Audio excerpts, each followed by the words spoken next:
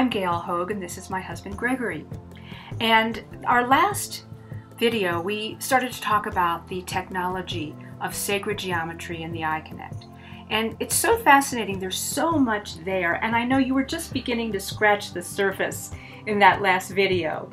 And I think you're just waiting to tell us more, aren't you? I am.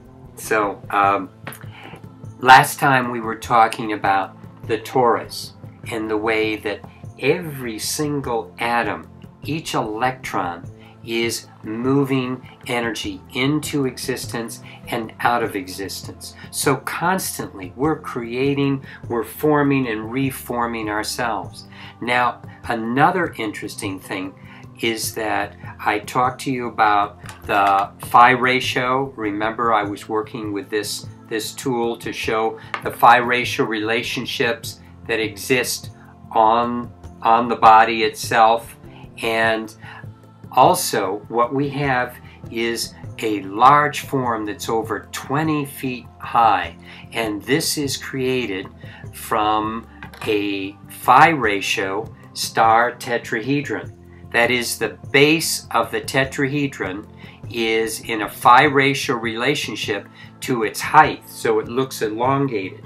And remember the tetrahedron, because not everybody is a sacred geometer like you are.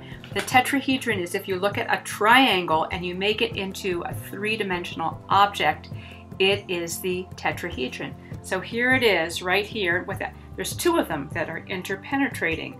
And so can you see that how that is a basic shape that we find has a flow of energy and you find in nature, and it's a very elegant, compact form that works with energy.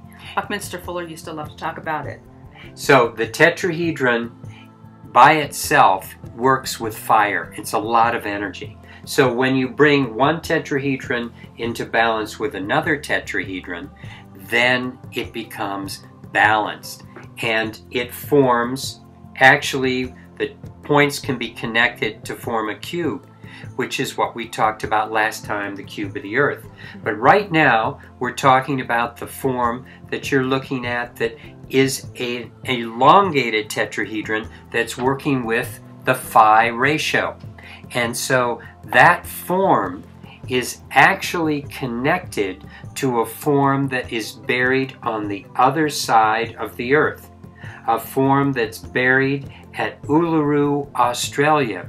This was formerly known as Ayers Rock.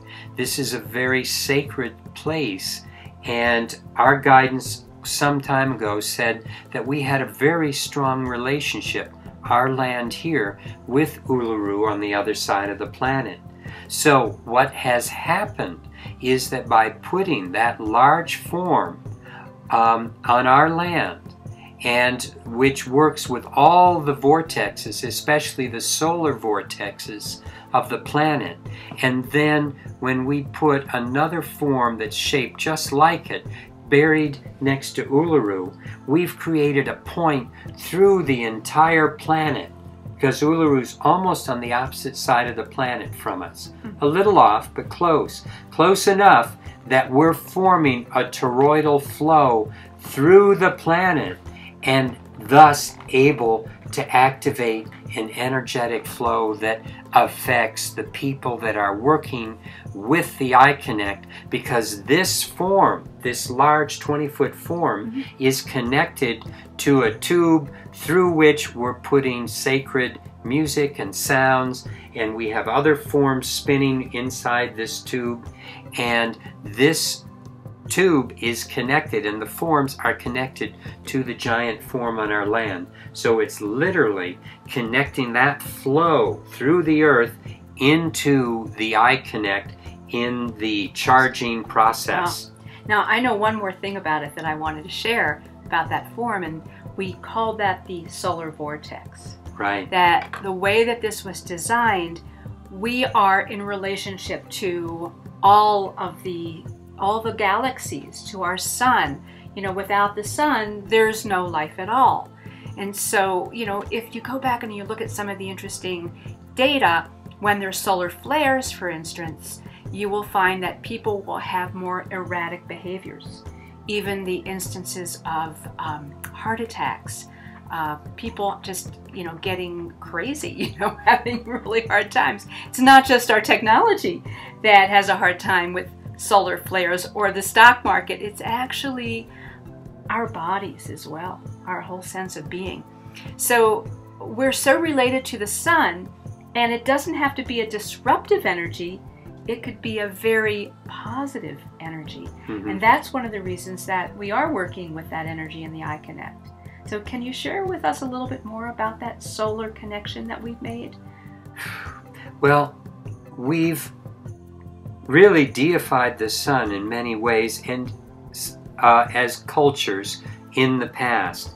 And it's only recently that the sun has fallen out of favor as far as being like the Godhead, if you will.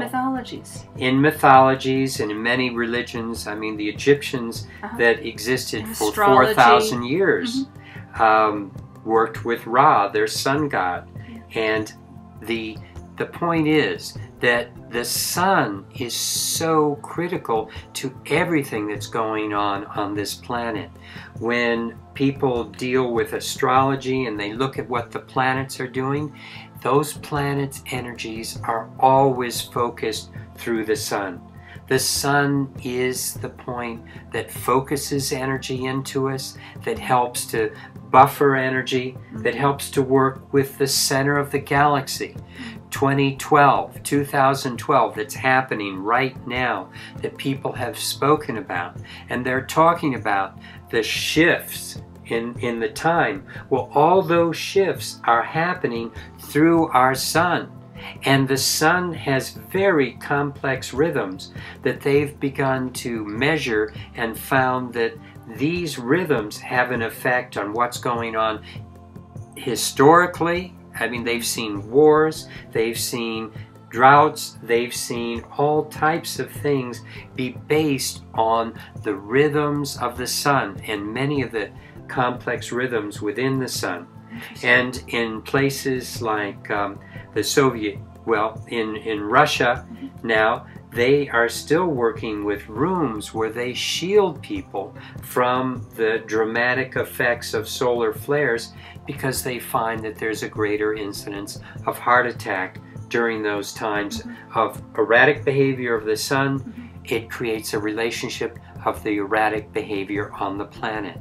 And so what we were doing with some of these forms is bringing the sun into more of a relationship with the earth where it's less ragged. We were moving the vortex points, there are 24 of them, into places on the earth where they were not underneath the ocean, but on places on land where people could access those energies more easily. And then, of course, we found that we were starting to relate to all the vortexes on the planet with this form.